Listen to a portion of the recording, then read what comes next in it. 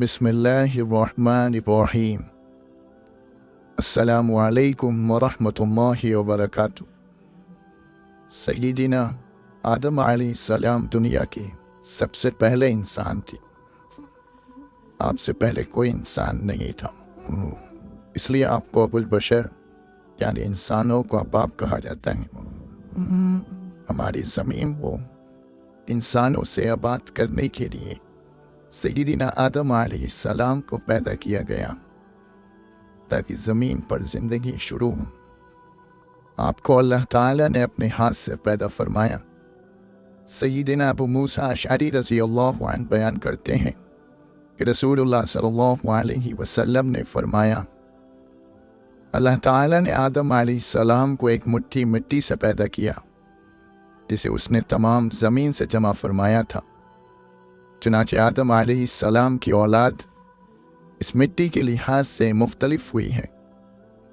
कई सुर्ख हैं और कई सफ़ेद, कई सियाह हैं और कई उनके बैन बैन, कई नरम तबीयत हैं और कई सख्त तबीयत, कई बुरी तबीयत के मालिक होते हैं और कई अच्छी और उम्दा तबीयत वाले होते हैं।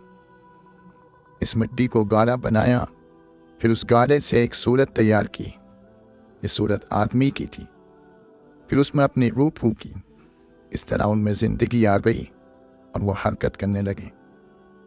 सय्यिदिना अनस रज़ियल्लाहु अन्हु बयान करते हैं कि रसूलुल्लाह सल्लल्लाहु अलैहि वसल्लम ने फरमाया, जब अल्लाह ताला ने जन्नत में आदम अलैहिस्सलाम के पुतले को बनाया तो जब तक चाहा यूं ही बगैर रूह फूंके छोड़े रखा। इब्लीस ने उनके इर्द गिर्द चक्कर लगाने शुरू किए और वो इन्हें बगौर देखता रहा। वो क्या है? जब उसने ये देखा कि खाली पेट है, समझ गया कि इस अंदाज से पैदा किया गया है कि अपने ऊपर काबू ना रख सकेगा।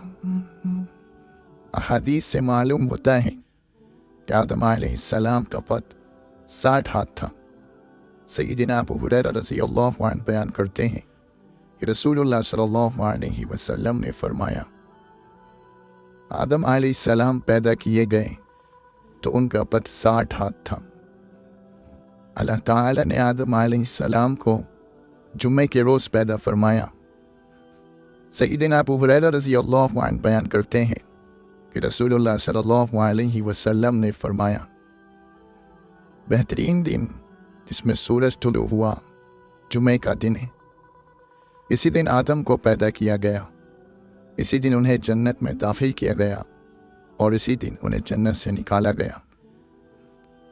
सय्यिदना अबू हुरैरा रज़ियल्लाहु अन्हु बयान करते हैं कि रसूलुल्लाह सल्लल्लाहु अलैहि वसल्लम ने मेरा हाथ पकड़ा और फरमाया, अल्लाह ताला ने मिट्टी यानी ज़मीन को हफ्ते के दिन पैदा किया और उसमें पहाड़ों को इतवार के दिन पैदा किया, दरख्तों को उसमें पीर के दिन पैदा किया, बुरी चीज़ें यानी ज़ुल्मत और तारीकी वगैरह को मंगल के दिन, नूर यानी आला और पाकीदा चीज़ों को बुध के दिन और जानदार चीज़ों को जुमेरात के दिन पैदा करके उसमें फैला दिया।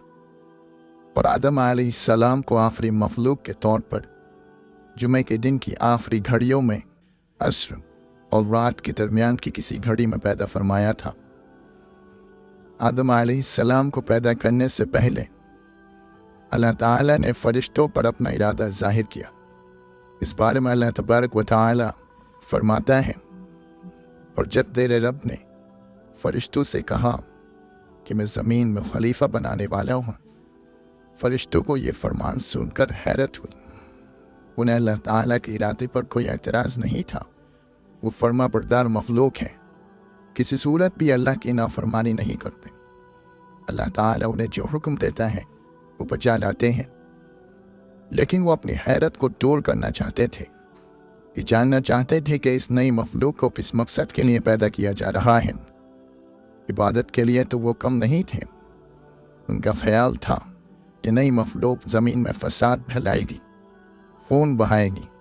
इसलिए उन्होंने अपने रब से सवाल किया, तो ऐसे शख्स को क्यों पैदा करता है ज़मीन में फसाद करे और खून बहाए, और हम तेरी तस्बीह और पाकीज़गी बयान करने वाले हैं।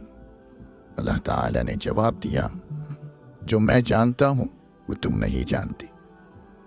اللہ تعالیٰ جانتا تھا سیدنا آدم علیہ السلام کی اولاد سے انبیاء و رسول، نیک، صالح اور اس سے محبت کرنے والے لوگ پیدا ہوں گے۔ اللہ تعالیٰ یہ بھی جانتا تھا کہ سیدنا آدم علیہ السلام کی اولاد میں سے ایسے لوگ بھی پیدا ہوں گے جو برے کام کریں گے، زمین میں فساد پھیلائیں گے، لوگوں کو ناحق قتل کریں گے، لیکن ایسے لوگ بھی ہوں گے جو نیکیاں کریں گے۔ جامع ترمذی میں سیدنا ابو ہریرہ رضی اللہ عنہ سے روایت ہے، وہ فرماتے ہیں نبی کریم صلی اللہ علیہ وسلم نے فرمایا، جب اللہ تعالیٰ نے سیدنا آدم علیہ السلام کو پیدا کیا اور ان میں روح کو پھونکا تو انہیں چھینک آ گئی۔ انہوں نے الحمدللہ کہا اور اللہ کے حکم سے اس کی تعریف کی۔ جواب میں اللہ نے انہیں کہا، یرحمک اللہ، یعنی تیرا رب تجھ پر رحم کرے۔ تخلیق آدم کے وقت فرشتوں نے اللہ تعالیٰ سے کہا تھا کہ تو ایسی مخلوق کیوں پیدا کر رہا ہے جو زمین میں فساد کرے گی اور خون بہائے گی۔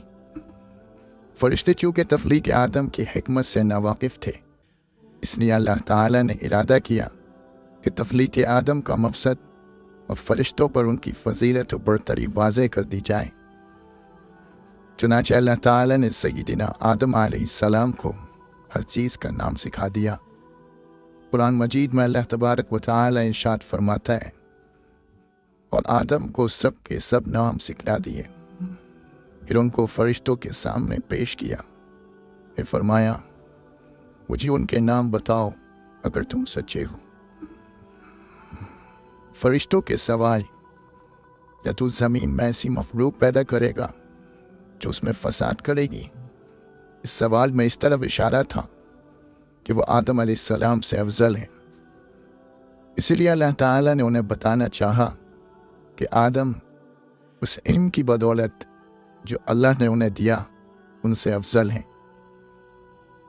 اللہ تعالیٰ نے انہیں تمام چیزوں سے متعلق ضروری علم و ودیات کر دیا، جیسا کہ قرآن مجید میں ہے، وَعَلَّمَ آدَمَ الْأَسْمَاءَ كُلَّهَا، اور آدم علیہ السلام کی برتری کو فرشتوں پر ظاہر کرنے کے لیے پھر ان چیزوں کو فرشتوں کے سامنے پیش کر کے فرمایا، اگر تم سچے ہو تو ان چیزوں کے نام بتاؤ۔